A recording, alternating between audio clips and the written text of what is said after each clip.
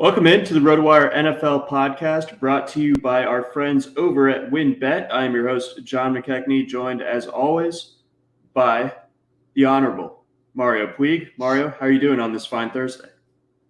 I'm soaked, John. It's pouring in Madison, or at least it started pouring in Madison right before I started to bike here. So I'm a lot heavier than, or a lot damper than I might look at a glance on the screen. I might need to throw out this chair when we're done. But other than that, I'm good. What about you?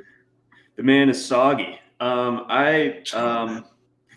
In classic internet guy form, I have not left my apartment today, so still dry. Nice. So at least I have that going for me. But it has been raining here in Atlanta literally all week, so it's been kind of a buzzkill. But supposed to be nice this weekend, and everyone's excited because the Braves are in the playoffs. Unfortunately, I guess they're playing your Brewers, so I'm a little torn emotionally. They gotta go. They gotta go. Sorry, Braves.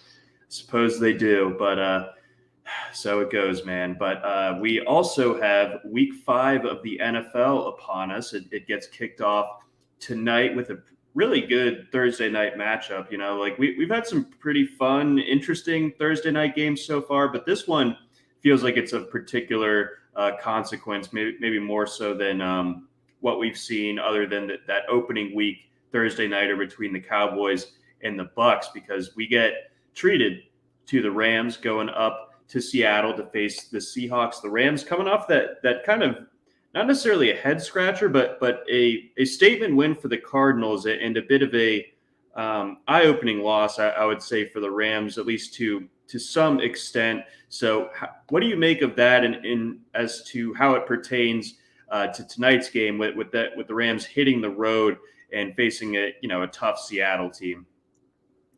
Well, the Cardinals' loss doesn't necessarily mean a whole lot for the Rams. Like, in the meantime, I guess the main takeaway I would make on that one is the Cardinals' defense might be a little better than we thought, because I think everybody was right to look at that Stafford offense in the first 3 weeks and conclude, oh, this is different. They're probably better than they've ever been.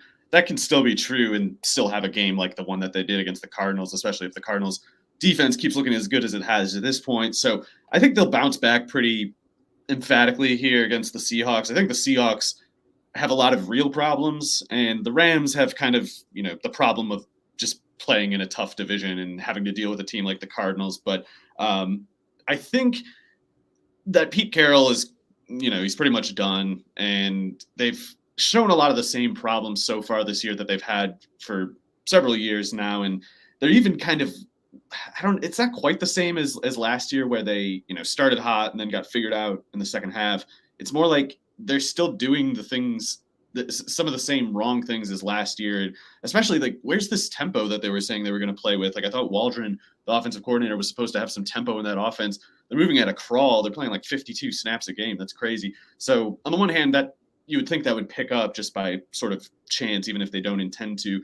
But in the meantime, they just don't really have enough firepower in their offense. And it's, doing this thing where Russell Wilson throws 30 attempts and sometimes scores 3 or 4 touchdowns. It's not sustainable. Like, eventually he's not going to be able to throw that many touchdowns in a game. And when that happens, they're just sort of dead as an offense. So I'm a little concerned about the short week for Seattle. I mean, I guess playing at home is helpful, but fact is their cornerback rotation is one of the worst in the league. Their defense, I think, is so bad in the secondary that it could kind of just fall apart as an entire group, to the point where even the run defense starts to suffer, even though they have pretty good run stopping personnel. So if this game is close, I guess I would have to think it's because Sean McVay still didn't show that much. Like, he's still thinking like, oh, we don't need to use the whole playbook. This is not that important of a game. But 3-1 with the divisional loss last week, I think they'll kind of not go all out, but take this game seriously, and in the process cover. I think I don't know if this line is going to move, but I think the Rams win by like at least 5. Okay, all right, that definitely checks out. I do believe the Rams are the better side as well, and I think there's a little bit of Vegas respect for that Seattle home field baked into this line here. And when you mention that slow tempo for the Seahawks, the Rams are also relatively slow. Obviously, they've been more effective this year, but the Rams rank 26 in plays per game. So when you look at a total that is one of the highest on the board for this week, do you think an under could be in play? I mean, Thursday night unders tend to be a thing anyway, but when you're asking for less than 54.5 points, it feels like that might be the way to bet this one. Yeah, it could be. I don't really have a good sense for it, and the Thursday game detail, like you said, can make a trend for the worse for any given offense. But I just don't think this is an NFL cornerback rotation that the Seahawks have, and I think Stafford, assuming there's nothing just weird going on with him, I think Stafford should be able to play against the Seahawks defense a lot like he did against the Bears one, and which is to say, like, however much fight the Seahawks can muster, I think the Rams will just kind of respond with a bigger punch every time, and just until eventually the Seahawks like kind of don't get back up, and maybe the Rams still run it up from that point, but I don't really think it's in their nature in McVay's nature to really go full Brady Belichick on anybody. I think he likes to think he has the long game in mind. Okay, I see what you're saying there. And then one fantasy question from this one. Our friend Greg wants to know, would you start Higbee tonight or would you start Dalton Schultz this weekend? I mean, that's a good situation to be in at tight end, especially for, the acquisition costs that you had to put on those two. I wouldn't worry about either way, but I kind of assume Stafford has the better matchup here than Dak. So if I must break the tie somehow, I'll go with Higbee, but particularly with Gallup still out, Schultz probably is a pretty good play himself. And Martinez is out for the Giants. He probably wasn't a great cover linebacker anyway. So it should be a decent matchup for Schultz. I just kind of think Stafford's probably going for like 302 or 3 in this game. Got it. Okay. We have Schultz ranked 15th on Jeff Erickson's value meter, so it could definitely do worse than him. But I think I would personally start Higbee tonight as well. Let's get on over to the weekend. Let's go to London. We got Falcons Jets Sunday morning. A wince inducing accent. We're trying to punish Europe. Is that what this? We're trying to make them not like American football.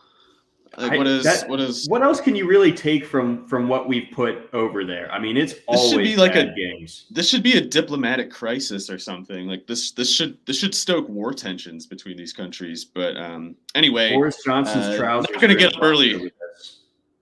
Yes, I'm not going to get up early for this one, John. But I will say, I don't know what to make the London travel detail, but in terms of just how the teams match up, I would say the Jets are the better team, even though they look pretty bad. I mean, the Falcons, they've shown some hints of life, I guess, but not really. It's just they played other bad teams, and there's a lot of ugly in the NFL sometimes. And if you're in a lot of ugly games, you just kind of win. If it's occasionally, it's like one score games are just kind of like a random result. So I don't think the Falcons are any good. I think they still have a bottom 3 roster, whereas the Jets are only like bottom 7 or 8 or something like that. And Zach Wilson, at least last week, showed if the pass rush isn't getting to him, he has a chance. And this Falcons team doesn't have a pass rush, so should be a pretty decent spot for Wilson to build on last week. So, Mario, circling back specifically to the Falcons, you and I are in a Survivor League together in Derek Van Riper's Pentathlon. Would you like to share with the class the roller coaster of emotions that you were on last Sunday, taking the Washington football team as your Survivor pick? So I probably haven't taken this as seriously as I should. I don't budget time well, so I kind of I look at the Survivor and I just pick something. Week 1, this is a 2-chance Survivor, to be super clear, because I took the Jaguars in Week 1 because they could probably win a game, maybe this one. That was wrong, but I took Washington last week. It was the first one in the list, and I was like, hey, that's not bad. I'll just go with them. I forgot that I picked them long enough that I didn't really go on the roller coaster. I just checked later, and I was like, oh, that was a pretty stupid idea, huh? Oh, anyway, on to the next week. I can't use Washington anymore. It's a shame, but Oh man, yeah, I can't believe you yeah. burned that match that early. But But yeah, I yeah, was so the Washington defense is a mess, and I don't know what Jack Del Rio's issue is, but I would imagine Ryan looks worse against the Jets defense, even though it's not a great one in its own right. yeah. This one is going to be really sloppy. I think overall, I think that the London games just tend to be that way. That this one has an over under of 46. I like the under in this one. I like them in London in general. I think both these offenses are, yeah, like I said, kind of a mess. Although, I will give Wilson credit where it's due. I thought that he looked far and away the best that he's looked so far a week ago against the Yeah. Titans. That Corey Davis throw was insane. Yeah, that was a good long range throw, and obviously he had a really difficult pass rush situation in all the prior games. So I do think he's liable to have kind of just bad rookie plays, and if that happens against even the worst NFL defense, let's just say it's the Falcons, it can still go poorly for that quarterback. But it should be at worst like a split the difference between last week and the prior 3 weeks kind of deal. I see. And then as it pertains to Atlanta, I think one of the big fantasy storylines out of last week did come from that Washington football team Falcons game with Cordarrelle Patterson. So, Yeah. any thoughts on him as far as a sustainable fantasy asset that you can use in your flex moving forward, including this weekend? Anything like that? Yeah, I mean, I guess a lot of people got him cheap, so some people might have an embarrassment of riches where they can't really get him on the field. But if you're not in that situation, I would say he's closer to like a must start. If he's in the flex category at all, it's like must start flex kind of category. So I have no idea. I have no idea why Cordarrelle Patterson didn't do more before last week in his whole career. Like as far as like why a guy like him couldn't have been more effective as an NFL receiver or at least gotten a shot earlier as kind of like the running back hybrid that the Falcons are using him. I don't understand why any of that happened. I think in hindsight, it's like maybe he was just kind of misused his whole career. And even if not, even if he's kind of just like a goofy gadget fit in this offense, like it seems like the role is there. And as long as that's the case, that puts him in a pretty valuable category alone. But then with the results so far this year, I think we'd sooner conclude that he's actually effective in the role and not just, some kind of fluky gimmick kind of player. It's like this is a big fast guy who is, he's good at breaking tackles.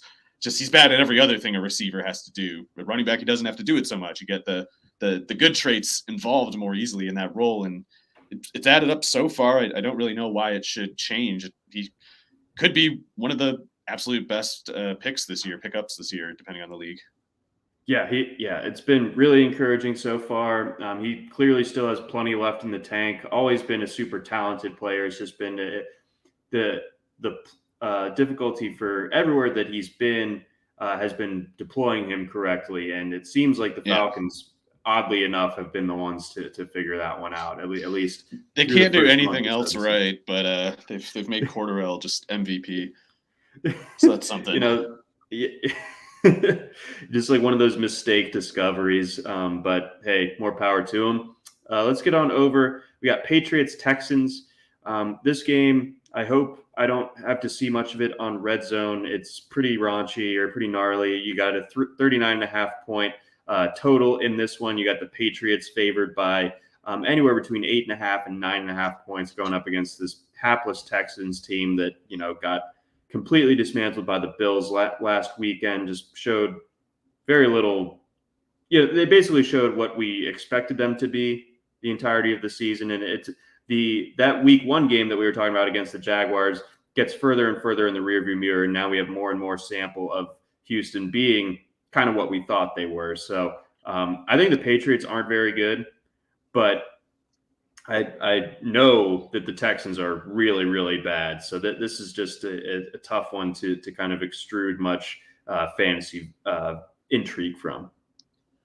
Yeah, somebody in the New England offense should be busy. I don't know if it's going to be Jacoby Myers or Nelson Aguilar, or one of the tight ends, running back. Don't really know.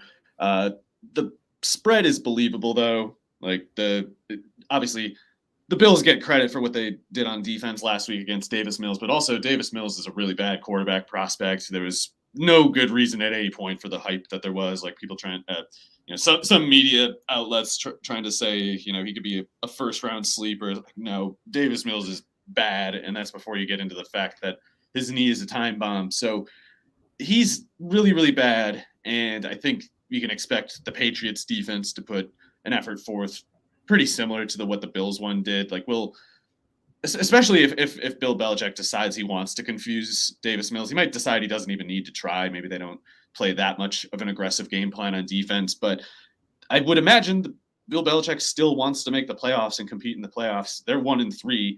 They have to win this game. They can't really take any competitive, advantage for given. They're not good enough to really assume that, especially on the road. So I kind of like the chances of them covering, because I don't think Davis Mills can advance like really anything against a defense like this, against most defenses. So especially with the Houston defense having such bad personnel in the secondary, Mac Jones should be able to keep it together and I think kind of control the game the whole time, all 4 quarters. Yeah, I think so too. I mean, essentially, I see this one being like a 20-7, 20-3 type of just slog. Yeah. That it never feels even as close as what that score might suggest. But yeah, it's just more an indictment on the Texans and what they're looking like in its current form, especially with Davis Mills back there at quarterback. Let's go on over Vikings Lions. Vikings 9-point favorites at home. I always have a hard time trusting the Vikings with a big number, but I'm starting to come around on them a little bit. Although last week was obviously that was the rock fight of the week against the Browns. Both Cousins and Baker Mayfield looked really, really bad, I thought, especially after the game kind of got off to a hot start with Justin Jefferson catching that early touchdown, and then it just kind of thawed out from there. So they're going up against a Lions team that let me down. I had a little bit of belief in them coming into last week's game against the Bears. I thought they might be able to get the win in Chicago, partially because I'm just that down on Chicago, or have been. That perspective has changed a little bit too. We'll get to that later. But Lions going on the road here, another divisional game going up against this Vikings team. What say you? I think 9.5, 8, whatever the number is on the Vikings, that seems a little high to me. And it's definitely not because I think the Lions are good, especially. It's just, I don't know if I really like the Vikings to beat any team by double-digit points unless it's, a Falcons, Texans, Jets type team. Maybe not even the Jets, maybe just the Texans and the Falcons. I don't know. But this feels like a lot of points. Granted, I don't know what the Lions do well exactly at the moment. Like if they can't get Swift and Hawkinson going in this game, maybe the Vikings do get to 10 because the Lions defense is bad. There's nothing there. They lost Aquara with that Achilles tear, so that's really bad. He was the best pass rusher. So yeah, they were bad to start with. They're reeling now from that injury, especially. Don't know if they got any of their corners back yet. They might be starting that Bobby Price or whatever his name is. He was supposed to be a practice squad guy. He was not supposed to play, let alone start. So, they can't cover these receivers. They probably can't slow really either of the Vikings running backs. But I do think that the Vikings defense is pretty not bad exactly. Bad at corner, definitely. Like their corner rotation is not very good. So if Danielle Hunter and company can't make Goff feel the heat, then those corners might not be able to cover even guys like Cephas and Khalif Raymond. Your call last week got the touchdown, and guy like him on Brashad Breeland or Patrick Peterson. Really, I mean, neither of them can run at this point. So there is a way for the Lions to hurt that secondary enough that it would at least like their chance for the backdoor cover. So I'll take the Lions, especially if it's going to be a 9.5 spread for the Vikings. But Vikings should control the game. Yeah, I'm with you there.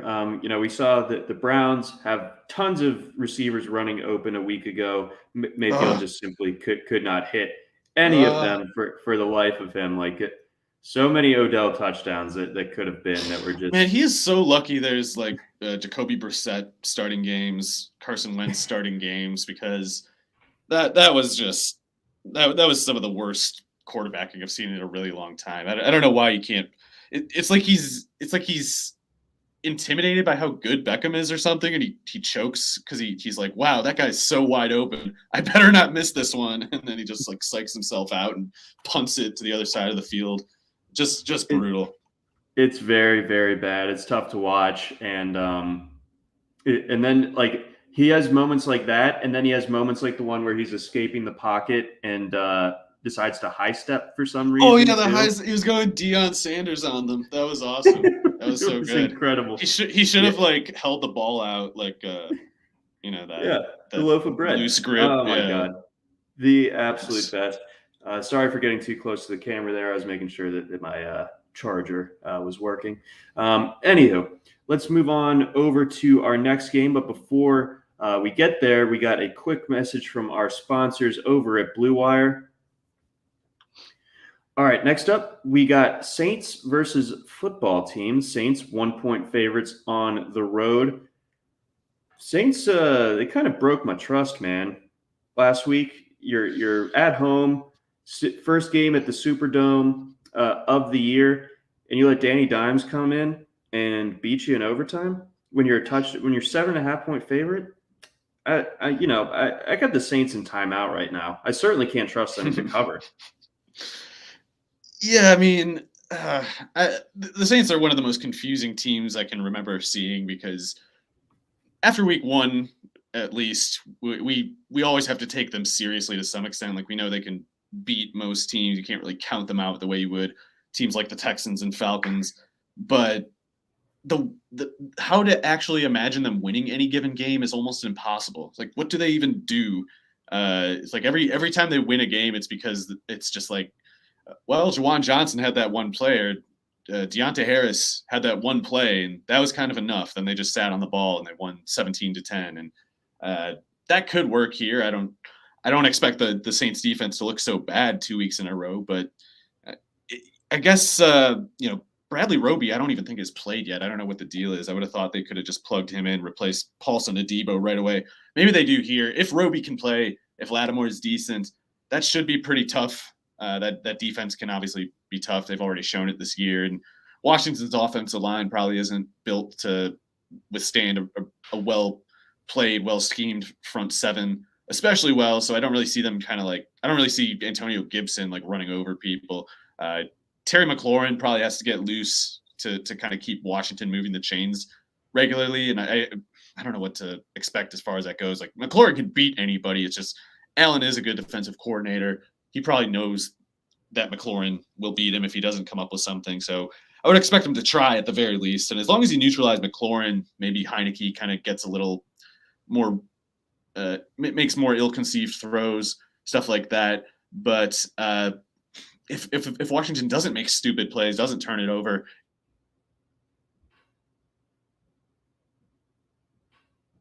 Washington defense is just so poorly coached, so poorly coordinated that Jameis does get on track in this game.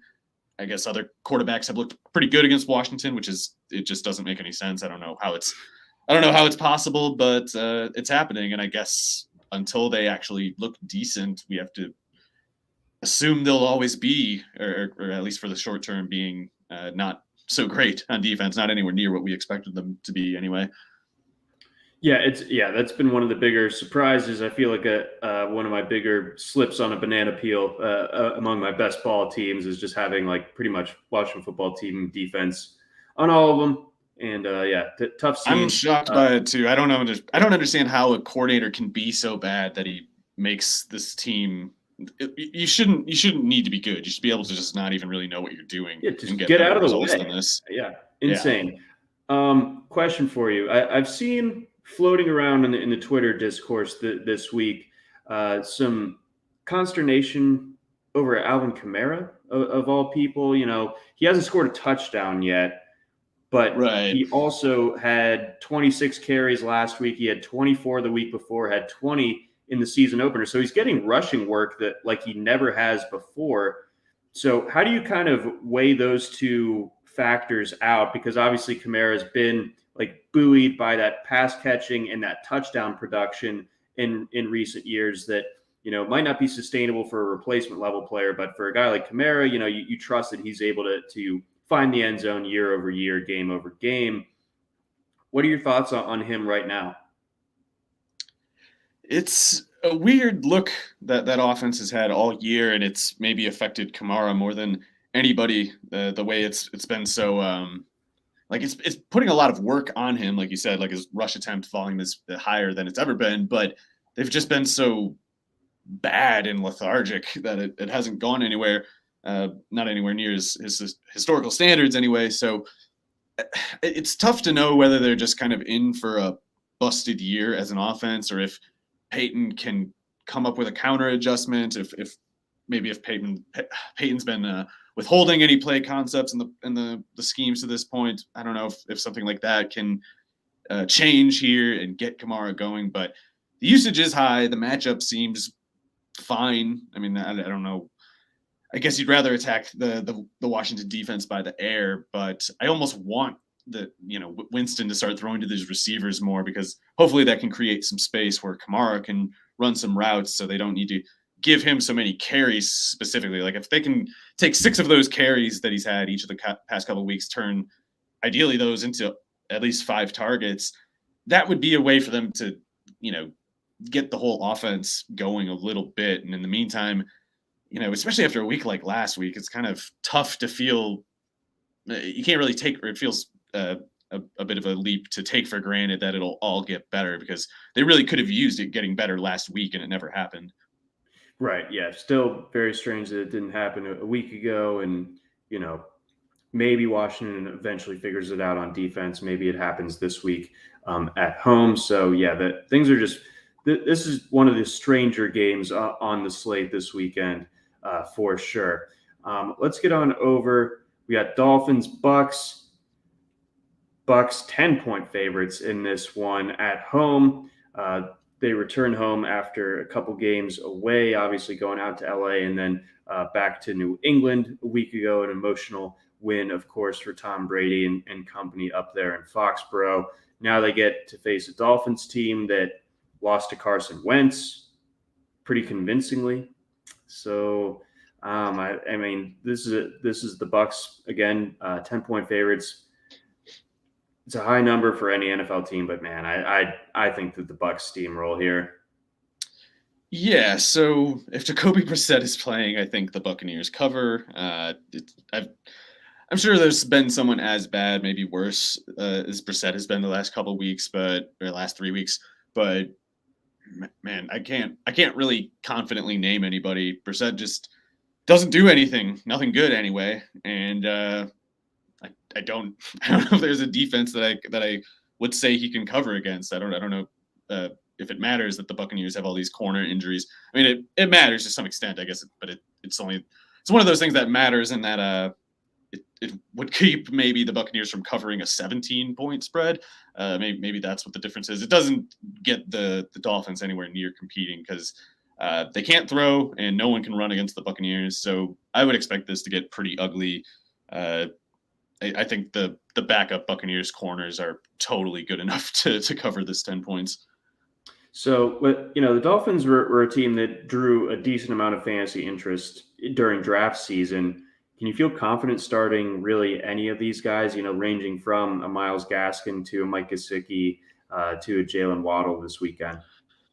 No, in Waddle's case and in Parker's case, I would also say that's mostly due to Brissett. Like if Tua was out there, don't get me wrong, they'd still be a crap offense, but they would be able to move the ball at some point, occasionally. Like I don't even think that Brissett can do that. It's like with Waddle, you're hoping he has that ridiculous 18 target, 12 catch for 50-yard game, because that's the best it's going to get with Jacoby Brissett there. So I still like some of those players. The receivers are good. I think there is a way they could have had a decent offense this year, but another big problem is the Dolphins don't know what they're doing. They have no idea. There's some kind of disconnect between the front office personnel handling and Brian Flores as a coach, or maybe they're both connected, but neither knows what they're doing, because the whole theory of this offense is just bizarre. This thing where like They were just never going to run the ball, I guess, this year. Like they had Gaskin do a pretty good job last year. They bring in Brown to get these eight carries, halfback dive kind of plays, but there's no actual like volume candidate in the backfield, and if they're not going to run, then they're kind of, I guess, going to more of like an air raid kind of philosophy, which they don't have the quarterback or offensive line personnel to do. So they're kind of, I think they came into this year without a really good plan, and whatever plan they had quickly was shown for a poor idea. And now they're just kind of mashing buttons, seeing if they can get their way out of this. And I don't think they have a prayer. I think they're just a badly run team, decent coaches as far as like on-field coaching, but don't know what the offense is supposed to be, and whatever they thought it was, it's not going to fly. Yeah, I mean, I'm a proponent of button mashing just kind of as a lifestyle, but if I'm a fan of the Dolphins, I'd prefer my coaching staff to come up with a little bit more than that. Yeah, it seems like they just didn't. I don't know, like they overslept on the season or something and tried to put a game plan together just, I don't know, right like 5 minutes before kickoff, and they're still working on it, and I don't think they'll catch up. Nope, I don't think so either. And obviously the quarterback situation sets them back and just kind of like cements them down towards the basement of the AFC East. Before we get to a message from a couple of our sponsors, quick question for you, Mario. We got a listener, Whale to Hear, asking us, would you trade Mixon for DJ Moore right now? There's probably some teams that it would make sense for. I don't think you really want to like run away from Joe Mixon. Obviously, the injury's a bit concerning, but it is a low ankle, right? It's not supposed to be high, so he could be back pretty quick. And Moore, I think, will basically continue to have the season that he has, but I also think he's maybe had a bit of a best case scenario in this first month. Like Robbie Anderson and Terrace Marshall, whoever else, they're going to do something eventually. To the point they've done nothing. So Moore is a really good player, and I think we both liked him going into this year, John. But I would probably need to be rich at running back and poor at receiver before I would make that move right now, even though there are probably some cases where it would make totally good sense.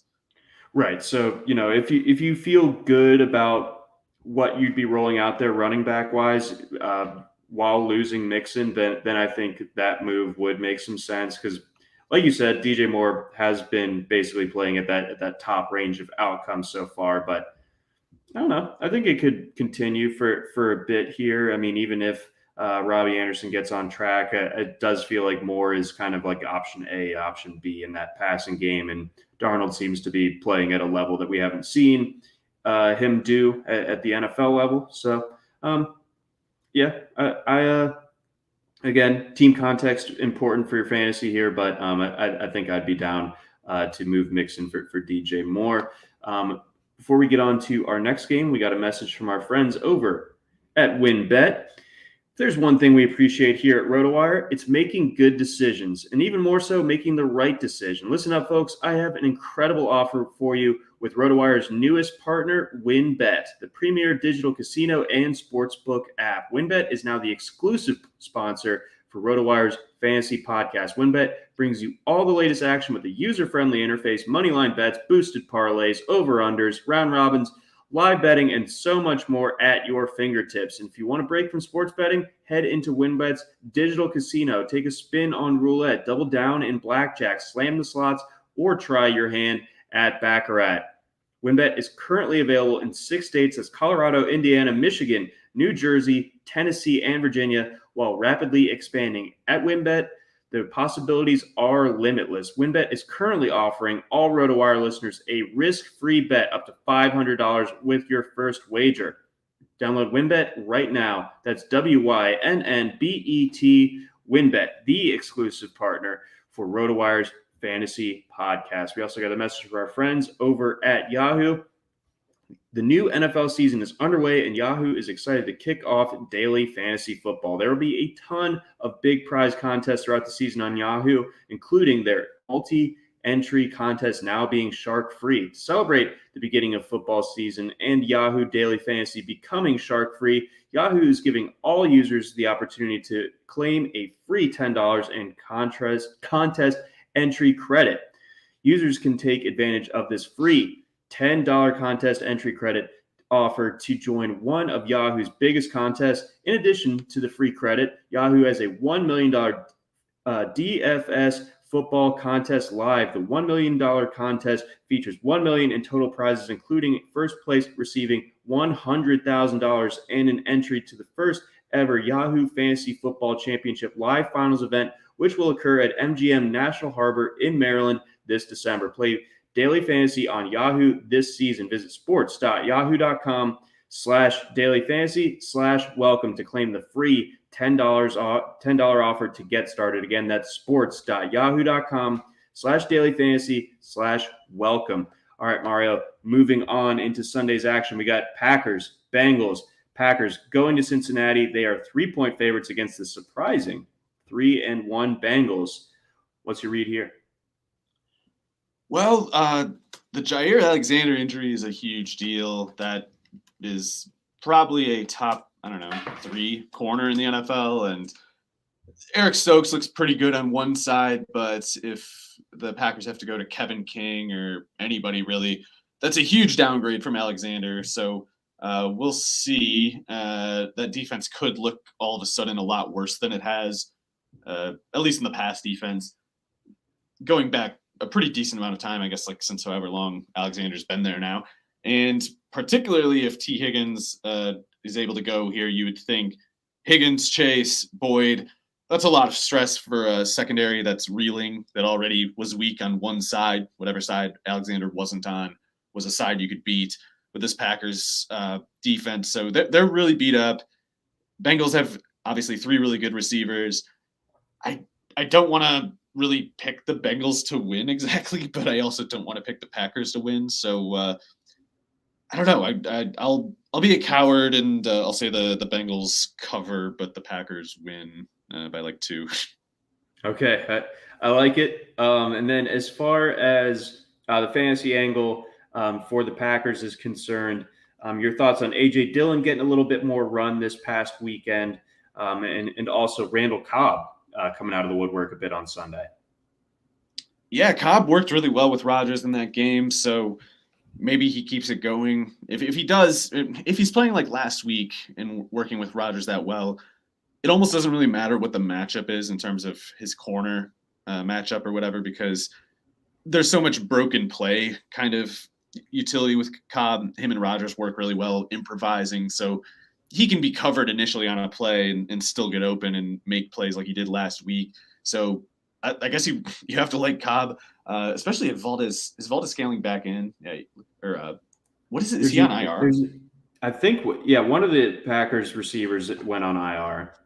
Oh, okay. Well, yeah. If there's snaps, if they're playing a Lazard outside and they're creating more slot snaps for Cobb, then that should keep working. Like I don't really think Lazard's going to draw a high volume of work. He's pretty good, but the target per snap number is definitely going to be much higher with Cobb, and it looks like he might play about as many snaps as Lazard. So that should keep going. I like A.J. Dillon as a prospect, obviously. I don't really understand, though, why they took him in the second round if they weren't going to use him more than they have. So last week, a game like that was probably overdue. I think they should try to get him involved more often earlier in games, because it can be to Aaron.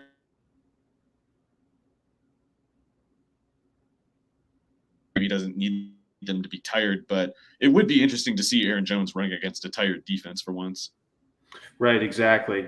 So we'll see what happens there. And I feel like the Bengals defense, to their own credit, has been respectable this year. Certainly better than it was a year ago, where you could pick on it completely. Well, Logan Wilson looks really good at linebacker, and I guess where's he from?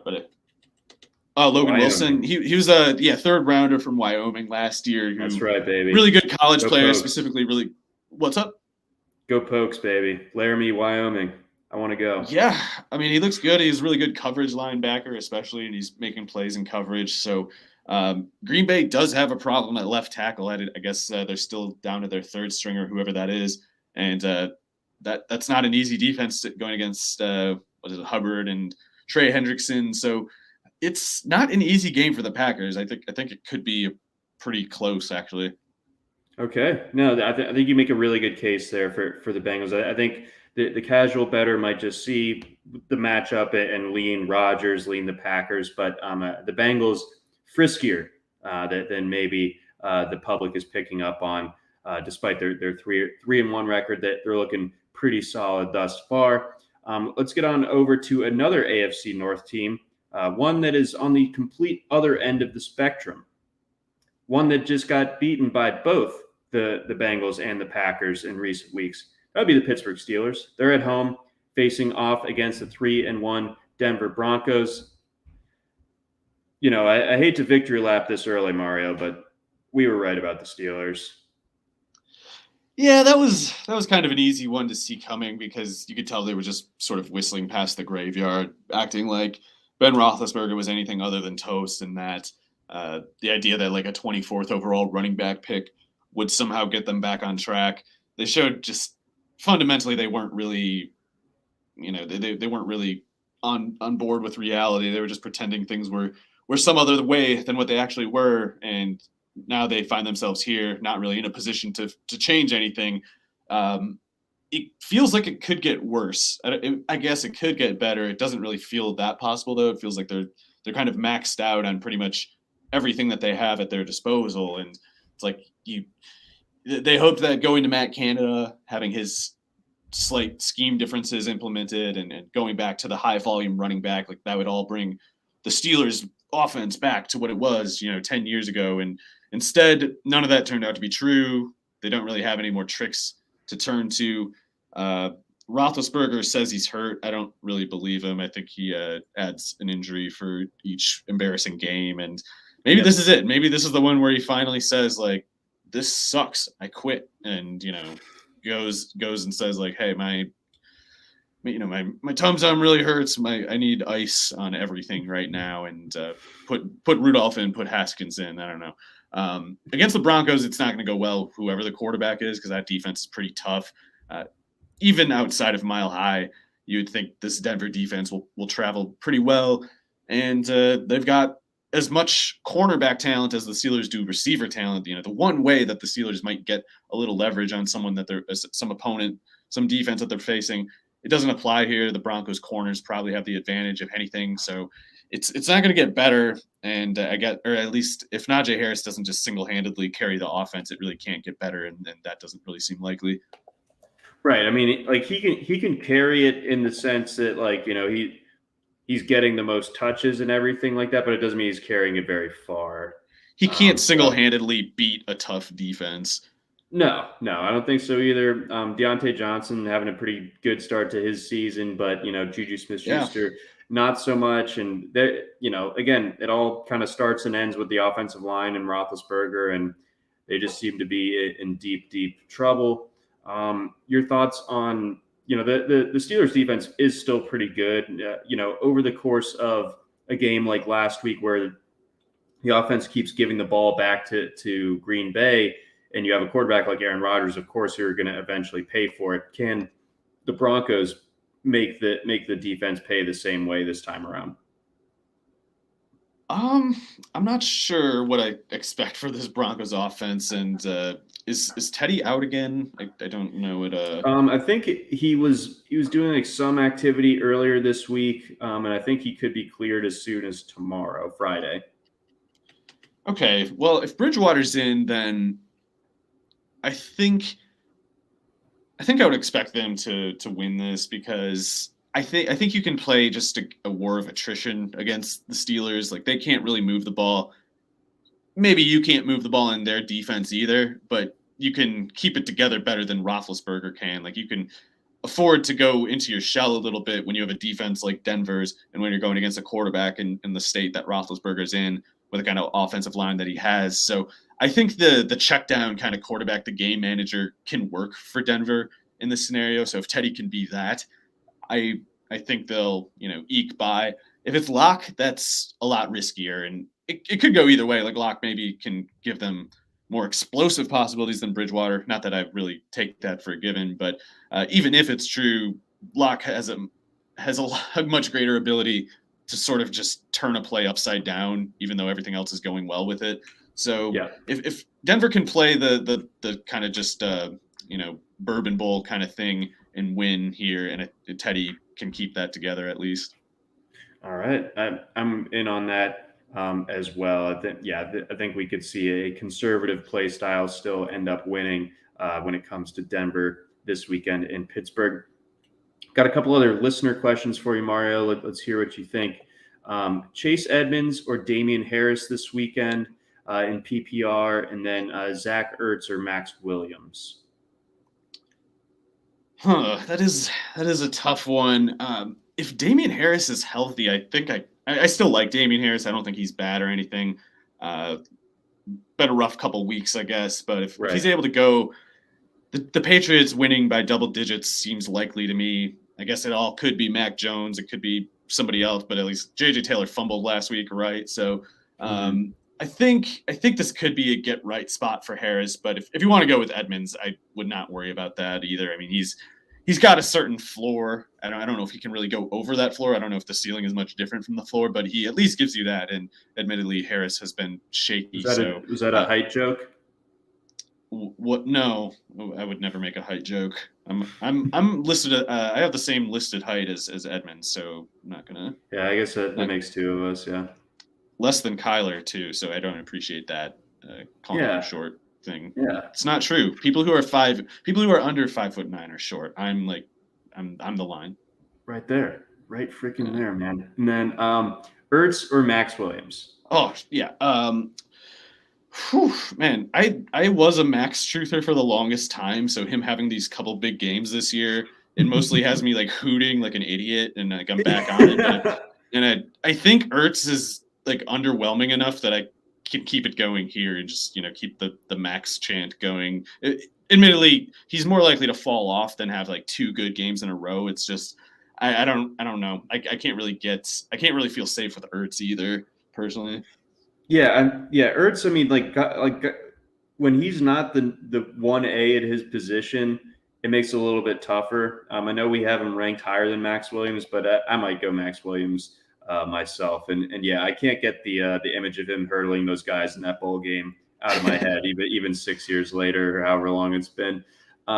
Let's go. We got another listener question here, and then we got to run through these games quick. Dijo wants to know. Quick question, 12-man PPR and have Mike Williams, Debo, and Thielen. Should I hold on to Michael Thomas until he comes back or try to sell high on one of these guys? Let's see here. I'm actually interested to hear what you say on this one because I have Michael Thomas stashed in a bunch of spots. I don't know if I'm letting go of any of these guys, though. I think I definitely see the appeal of trying to sell high, but you're also banking on Michael Thomas being good, and the way that the Saints offense has been so far. Obviously, the Michael Thomas re-addition into the offense could help change things and make the overall offense a lot healthier. But I'm not banking on it so much that I'm like rushing to get rid of any of these guys. Obviously, I think I would rank Thielen probably third of this group, although Mike Williams obviously had the disappointing night on Monday, but I still trust him. What say you? Yeah, so if you have Mike Williams and Debo, those are two clear profit receivers this year. Like even if they don't really do that great in the second half, it's like their investors are already doing pretty well. So when you get players like that at the price you probably did when they're having years like they're having, I'm more inclined to just lock them in and consider it you gained ground on your opponents by getting these returns from these receivers for the prices you paid. And I don't think they need to do more. I think that's just an advantage you should lock in. And if Thomas comes back and looks good, it might be a little bit of a traffic jam there at receiver, but if you can start three receivers and a flex, you might just have all four of them in your lineup at that point. And not to like just reason on the basis of misfortune, but Debo has a bit of an injury history. Mike Williams has a bit of an injury history. There is a chance somebody just gets hurt, misses some time, and even in that case too, you'll be glad you had Thomas. In the meantime, I'm kind of skeptical you can get what would be enough to make it worth parting with Samuel or Williams. And Thomas, his market is pretty low right now, but I would almost sooner trade Thomas than any of the others. But I also wouldn't really feel any pressure to move at all.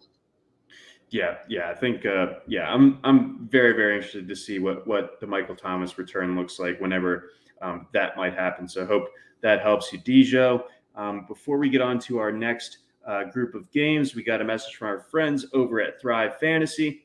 Come prop up on Thrive Fantasy this season. Thrive Fantasy is a daily fantasy sports and esports app for player props. With Thrive, you can eliminate the countless hours of research and focus only on the top tier athletes that have the biggest impact on the game. Will they go over or under their projected stat totals?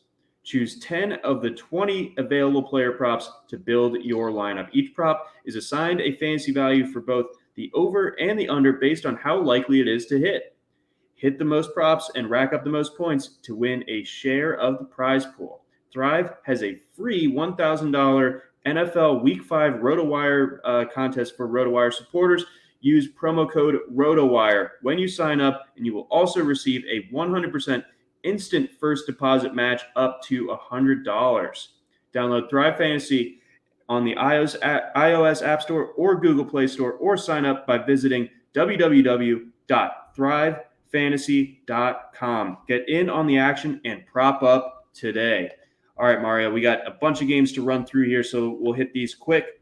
Eagles, Panthers, 3-point favorites in this one. Eagles didn't look as big of a disaster last week as they did, obviously, that Monday nighter against Dallas.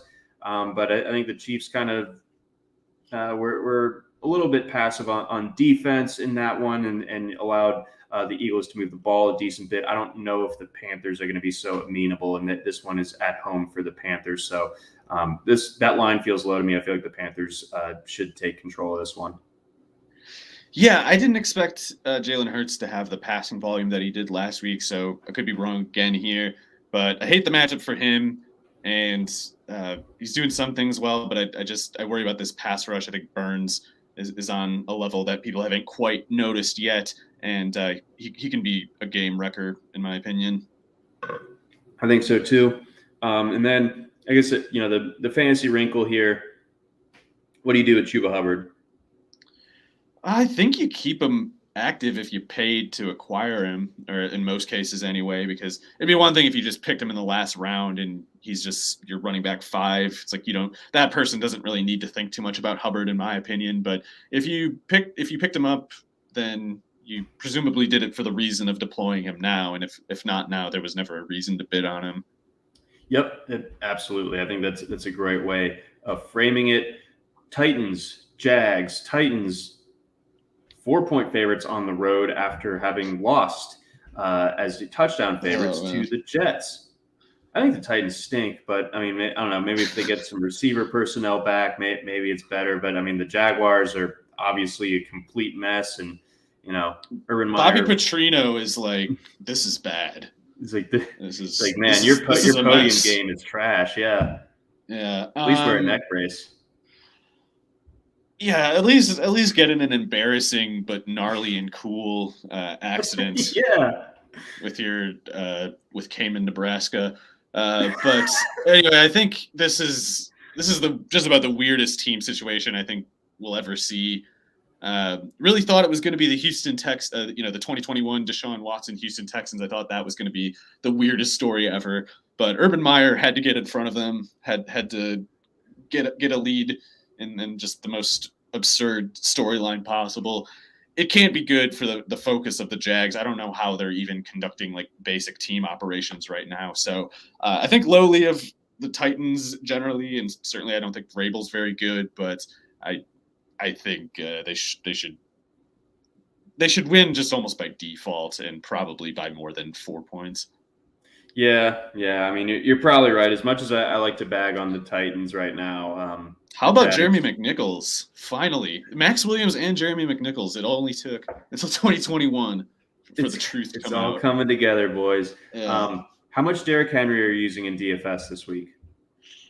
I guess you really got to think about it because the matchup is great and Tennessee is desperate. Mike Vrabel is desperate right now. He can't really take this game that lightly. He might want to run it up just to create the feeling of like, hey, we're still a good team, you guys. Because right now the Titans know they're not very good. And if they don't clobber the Jags, they'll be even more sure yet. Yeah, that's it. That's a really good way of putting it. So yeah, the Titans might be compelled to really kind of rub this one in, and I think the Jaguars can, of course, let that happen. Bears, Raiders, 5.5-point favorites in this one. Raiders came back down to earth a little bit on Monday night, and the Bears showed some life. I thought last Sunday, albeit against the Detroit Lions, and they were at home, but that makes for an interesting matchup in the sense that these two teams just kind of bucked their early season trends that were starting to form just a week ago. So it's a question of like, what do you make of that compared to what they had been previously, and how do you apply it to this week? Yeah, so on the one hand, 5.5 points feels like a lot for the Raiders. On the other, I don't know if I really believe in the Bears offense a whole lot. The Montgomery injury, of course, can't really help. But Justin Fields, yeah, he looked better last week, but these conditions, playing against the Raiders defense in general is more like playing the Browns defense than the Lions one. And specifically that edge rushing problem that was so crippling against the Browns. There's no Myles Garrett here, but Max Crosby's really good. Yannick Ngakoue is really good. They're causing problems, probably getting more pressure than their sack count would lead you to believe at a glance. And this team still, the Bears still have Jason Peters at left tackle. So I'm a little worried for Justin Fields. I think he's a good prospect and everything, but I don't think he's got a great offensive line situation. And I think if you have a bad offensive line situation, it tends to show up against a team like the Raiders. Yeah, I think so too. Yeah, that's going to be an issue, no doubt. And I think this Raiders offense is definitely not. Oh, we got a breaking news here before we sign off. Looks like from Adam Schefter, a note on Calvin Ridley. One second, bear with me here, folks. Falcons receiver Calvin Ridley is not making the trip to London due to a personal matter, and he is out for Sunday's game against the Jets. All right. Yeah. That's all right. I've got a lot of Calvin Ridley. Me too. That's man. I have a decent amount of Kyle Pitts too, but I don't know. Well, maybe he'll get 14 targets now, and it'll be okay. I don't know. I still do like Kyle Pitts. I know last week was disappointing, and games like last week will happen, and he's getting a good share. The problem is the team is just so destroyed. That and Cordarrelle Patterson apparently. Yeah, Cordarrelle, just the ultimate undoer. Cordarrelle for like 204 touchdowns now. That's the ticket. There it is. All right, we got a handful of games left to run through here, so let's go quick. We got Browns, Chargers. Chargers anywhere between 1-point favorites and 2.5-point favorites in this one, going up against the Browns. Where are you with this one? Chargers are the real deal. The Browns are just kind of a good wild card team, in my opinion. And Baker can't play when there's any stress or when his receivers are open, apparently. So I think Herbert is a level or two above, and it shows up. The Chargers get it. Yeah, that drive to kind of shut down the Raiders' momentum swing on Monday night was really impressive from Herbert. Yeah, Herbert's locked in. He's really, really good. Yeah, he's a beast. Cards, 49ers. Cards 5-point favorites at home against the Niners. Trey Lance looking like he'll be the guy. What say you? It's a dangerous spot for Lance, both because it's on the road and it's because it's this particular defense. They're tough to read. They're huge. They're fast, especially in the front seven. They can do a lot of stuff before the snap that doesn't look like the result after the snap that you would expect. It could get pretty bad here, in my opinion, for Lance. So I like Lance long term. I think they should have started him in week 1, but you always worried about this game, if so. And I would take the Cardinals to, I don't know, I guess a touchdown or more. Yeah, the Cardinals are definitely playing at an extremely high level right now. So that going up against a rookie quarterback, that makes me lean. Cards, Cowboys, Giants. Cowboys giving 7 at home against, a Giants team that obviously just got the kind of out of nowhere win a week ago. Yeah, I mean, Daniel Jones is playing pretty well. I don't know if I trust Dallas for 7 points, but I do like their offense the way it looks. I think they're showing some pretty good ideas. They're being pragmatic and varied from week to week, doing a good job giving new looks. And when you're doing that and you got a quarterback like Dak, you should pretty easily win a game like this. But I have to think Jones is one of the most dangerous quarterbacks for the backdoor cover, if not anything else. Like he's just chucking the ball. He's doing crazy stuff. Yeah, he's good on the road too. So yeah, his career road numbers definitely solid. So yeah, I kind of like the Giants to cover this big number. Last game on Sunday to get to before we jump out of here. Maybe the game of the weekend. Obviously, AFC Championship rematch. We got the Chiefs playing host to the Buffalo Bills. What happens in this one? Mahomes will be good. I guess the question is what Allen does, and I'm still worried about him. He's clearly lost something that he had last year, and now it's up to Dable and Allen to try to counter adjust. Maybe they do it here, but Arrowhead usually isn't the place that your struggling passing game gets on track. So I don't know. I think the Chiefs cover. Maybe the over hits though. Yeah, it's a high over 56.5, but we got all the AFC talent going in this one, and Tyreek Hill gets on track last week. CEH has had a couple good weeks in a row. Maybe Travis Kelce can exploit something in the secondary as well. So I tend to lean on the Chiefs in this one as well. That's going to wrap things up for this edition of the Rotowire Fantasy Football Podcast, brought to you by our friends over at WinBet. For Mario Puig, I'm John McKechnie. Thanks for listening. Try Rotowire today, free for 10 days. Get our premium tools, rankings, analysis, and breaking news alerts. No credit card required. Go to rotowire.com/try.